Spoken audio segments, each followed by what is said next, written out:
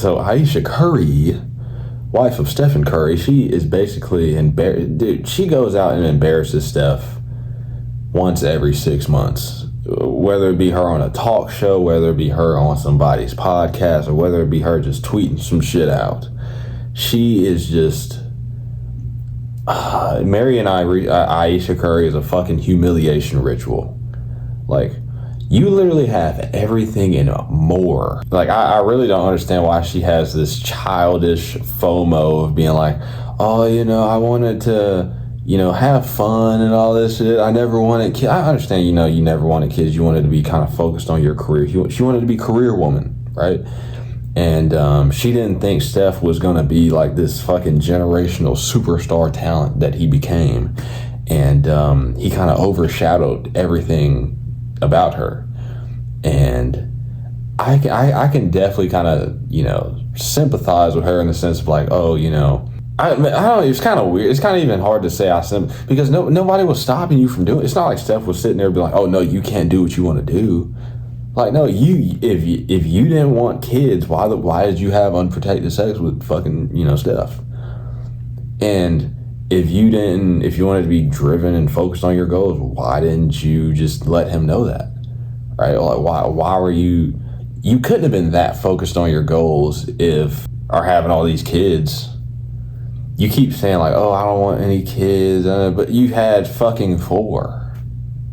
Why didn't you just stop after 1? You saw Steph as like, oh, he's a come up, so I'm gonna just stay with him and I'm gonna do what I gotta do. Like, dude, you made these decisions. Nobody was forcing you to do these things. You could have easily left his ass and fucking did whatever the hell you wanted to do. And I kind of wish you did, because Steph deserves better, if we're being honest. Steph does deserve better, because for a man of his caliber that's not really involved in any drama, he's not involved in any, obviously he'll say stuff like politically every now and again, but like, other than that, he's Steph Curry. He's the fucking man, right? So you'd think Steph Curry's wife would be on her best fucking behavior, would be singing his praises any chance she got. But no, Ayesha Curry is anything but that. She's always talking shit about this motherfucker for some reason. Like, she's getting on talk show hosts, acting like she's taking off her ring whenever there's other men coming in. Like, what the fuck? You're literally married to a billionaire. Well, I don't think he's a billionaire yet. He's gonna be a fucking billionaire. Like, come on now. You're married to a dude that has generational wealth. You will never have to work a day in your life. You're rich because of him. And somehow you get off talking all, dude. I kind of feel bad because, like, if he were to like actually divorce her and stuff like that, like, obviously she'd be getting alimony, all this fucking money, he'd be taking half of his shit.